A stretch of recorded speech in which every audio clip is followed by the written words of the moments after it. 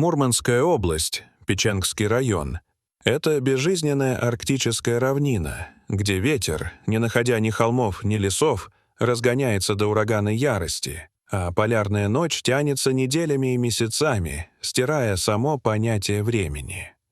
В самом сердце этого ледяного места стоят развалины гигантского инженерного комплекса, искореженный ржавчиной металл, проломленные бетонные плиты, гулкий вой ветра, проходящего сквозь пустые оконные проемы. Это место похоже на декорацию к фильму о ядерной зиме или на заброшенную зону после глобальной катастрофы, где жизнь исчезла внезапно и навсегда. Но если, рискуя сорваться и переломать ноги, вы проберетесь через груды снега и строительных обломков внутрь, в центр главного машинного зала, вас ждет странное разочарование. В самом эпицентре этого индустриального исполина находится объект, который кажется слишком малым и слишком неприметным для легенды планетарного масштаба. Небольшой металлический люк, потемневший от времени и покрытый рыжей коррозией. Он намертво приварен к толстостенной стальной трубе диаметром всего 23 сантиметра. 12 массивных болтов, закисших от влаги и лет, словно древнее заклинание, запечатывают вход туда, где заканчиваются привычные представления о Земле. На металлической крышке едва можно разобрать выбитые цифры. 12.262. Это не просто набор чисел. И это далеко не обычная крышка технического люка. Это пробка, запирающая тайну глубиной в 12 километров 262 метра. Это Кольская сверхглубокая скважина. Объект СГ-3. Самая глубокая точка, до которой когда-либо дотянулось человечество, глубже, чем дно Марианской впадины. Если бы, гипотетически, перевернуть Эверест и опустить его в это отверстие, его вершина скрылась бы под землей еще на 3 с лишним километра. Мы привыкли поднимать взгляд к небу, мечтая о далеких галактиках, строить телескопы, чтобы заглянуть к истокам времени. Но настоящая, тревожащая и физически ощутимая неизвестность находится не над нашими головами, а прямо под нашими ногами. Мы живем на тонкой, остывшей оболочке, под которой скрывается океан огня, давления и радиации, и знаем о нем пугающе мало.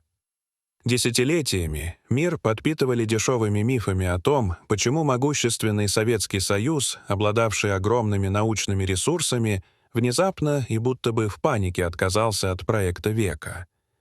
Таблоиды писали о демонах, вырвавшихся наружу, о буквальном воплощении ада, о криках грешников, якобы записанных жаропрочными микрофонами на дне скважины. Однако действительность оказалась куда страшнее, сложнее и поразительнее любой мистики. Истина крылась не в религии, а в физике. В том, что на глубине 12 километров планета Земля перестает быть твердой. В том, что геологические законы, которым нас учили в школе, внизу просто перестают работать. В том, что материя меняет свои базовые свойства, превращаясь в нечто среднее между камнем и текучей субстанцией, а геологическое время словно ускоряет свой ход. Чтобы понять, что именно произошло на Кольском полуострове, необходимо вернуться в 60-е годы XX века. Разгар холодной войны. Мир балансирует на острие ножа, замерев в ожидании ядерного удара. СССР и США соревнуются во всем. Кто создаст более мощную термоядерную бомбу? Кто первым отправит человека в космос? У кого быстрее подводные лодки и, точнее, ракеты? Космическая гонка разворачивалась на глазах у всего мира. Гагарин, Армстронг, Спутник, Аполлон. Но существовала и другая гонка. Тихая, скрытая, подземная, о которой знали лишь специалисты с высочайшим уровнем допуска. Гонка к мантии Земли, Гонка к границе Махаровичича. Первыми начали американцы. Проект «Махол». Их расчет был прост и прагматичен. Океаническая кора гораздо тоньше континентальной, а значит, буря со дна океана нужно пройти всего около 6 километров, чтобы достичь мантии. Они начали бурение в Тихом океане неподалеку от острова Гуадалупе. Но океан не прощает просчетов. Технологии динамического позиционирования того времени не позволяли удерживать буровую платформу строго над скважиной в штормовых условиях. Проект поглотил миллионы долларов и был с позором закрыт решением Конгресса США. Советский Союз принял вызов, но выбрал иной, парадоксальный путь. Вместо поиска более легкого маршрута через тонкую, но нестабильную океаническую кору было решено бурить напрямую через континентальную плиту, через Балтийский щит, древнейшую часть земной коры возрастом около 3 миллиардов лет, через гранит, который считался практически непроходимым. Это решение граничило с инженерным безумием — бурить там, где кора максимально толстая. Зачем? Потому что советские ученые стремились не просто поставить рекорд. Они хотели узнать, из чего на самом деле состоит Земля, по которой мы ходим. Геофизика того времени опиралась на косвенные данные, на интерпретацию сейсмических волн, словно врач, судящий о внутренних органах пациента по рентгеновскому снимку. Но никто никогда не делал настоящей биопсии. Никто не держал в руках образец породы, поднятый с глубины 10 километров. Это все равно, что пытаться определить вкус яблока по его тени на стене. В 1970 году, в честь столетия со дня рождения Владимира Ленина, буровая установка начала работу. Инженеры, стоявшие у пультов управления в теплых свитерах, не подозревали, что начинают путешествие в абсолютную неизвестность, которая растянется на 20 лет и завершится открытиями, перевернувшими представление о строении планеты. Они думали, что знают, что их ждет: слой осадочных пород, затем гранит, потом базальт и, наконец, мантия. Они ошибались во всем. Для штурма недр была создана уникальная, не имевшая аналогов, машина. Это была не стандартная нефтяная вышка, а настоящий вертикальный завод-небоскреб, защищенный панелями от полярных ветров. Уралмаш — 15 тысяч. Число в названии означало дерзкую цель — 15 километров вниз.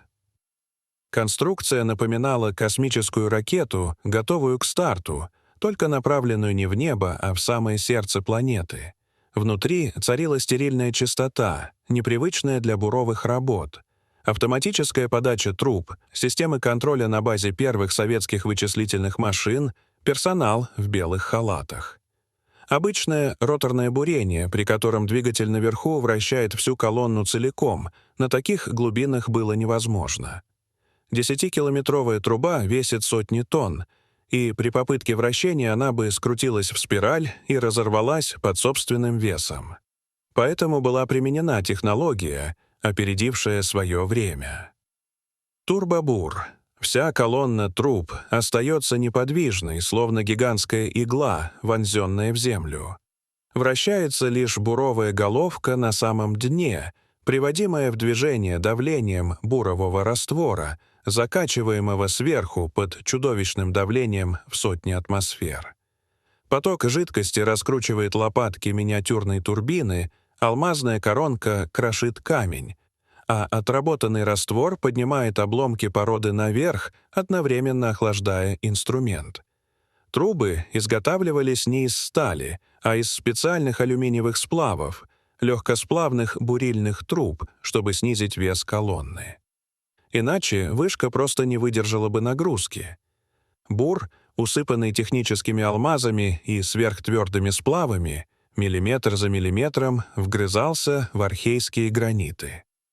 Первые 7 километров прошли относительно спокойно, но затем началось то, что заставило геологов переписать учебники.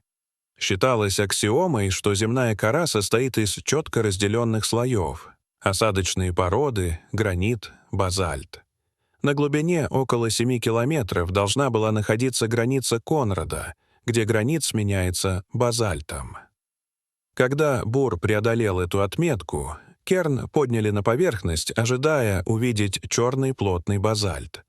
Вместо этого в руках геологов оказался все тот же гранит Игнейс. Базальта не было. Граница Конрада оказалась иллюзией, созданной сейсмическими волнами.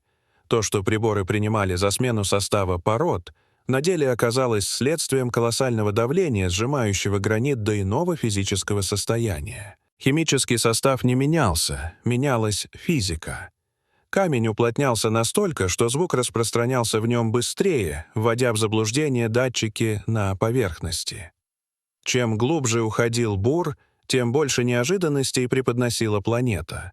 Там, где под таким давлением не должно было существовать ни одной поры и ни одной трещины, ученые обнаружили воду. Она не могла проникнуть с поверхности через 10 километров монолитной породы. Изотопный анализ показал, что эта вода никогда не видела солнечного света. Это была метаморфическая вода, рожденная в недрах. Под воздействием температуры и давления атомы водорода и кислорода высвобождались из кристаллических решеток минералов, соединялись и образовывали перегретый пар, запертый под многокилометровым прессом.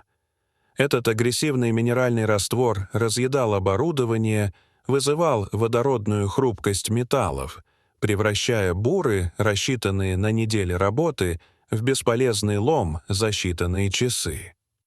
Но самым невероятным открытием стала жизнь. В породах возрастом более 2 миллиардов лет были обнаружены микроскопические окаменелости древних микроорганизмов.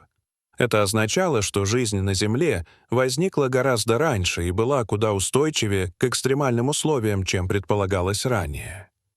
А сравнение пород из скважины с лунным грунтом, доставленным автоматическими станциями, выявило их поразительное сходство, став одним из аргументов в пользу теории общего происхождения Земли и Луны. Когда в конце 80-х скважина приблизилась к рекордной глубине, по миру разошлась сенсационная история о якобы записанных криках из ада. Но никаких микрофонов там не было и быть не могло. Реальные записи, сделанные геофонами, после перевода в слышимый диапазон представляли собой низкочастотный гул и треск. Это был не крик, это был голос живой планеты, звук напряженной литосферы, в которой камень трещит и движется. Главным врагом буровиков оказалась не твердость пород, а температура. Вместо ожидаемых 120 градусов на 15 километрах уже на глубине 12 километров температура превысила 200 градусов. Электроника выходила из строя, изоляция плавилась, алмазные коронки деградировали, а сам гранит терял жесткость и начинал вести себя как вязкий пластилин. Стенки скважины плыли, зажимали инструмент, колонны рвались и навсегда оставались в недрах. В 1984 году одна авария унесла 5 километров труб за 1 секунду. Несмотря на все это, именно там было обнаружено золото в концентрациях, немыслимых для поверхности, насмешка природы над человеческими амбициями.